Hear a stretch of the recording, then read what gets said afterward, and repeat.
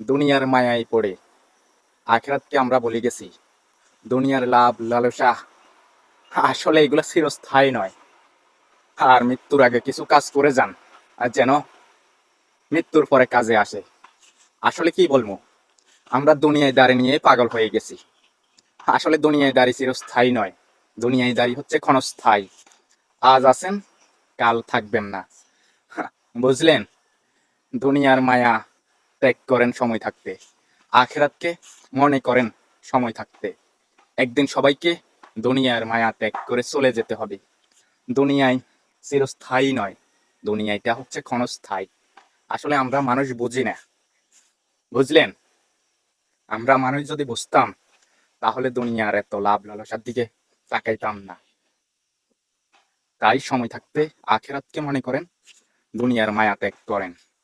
আখিরাতের জীবনটাকে কিভাবে সুন্দর করতে হয় ওইটার চেষ্টা করেন। দুনিয়ার মায়া তাড়াতাড়ি ত্যাগ করেন। আসলে দুনিয়ায় কখনো চিরস্থায়ী হয় না, দুনিয়ায় ক্ষণস্থায়ী।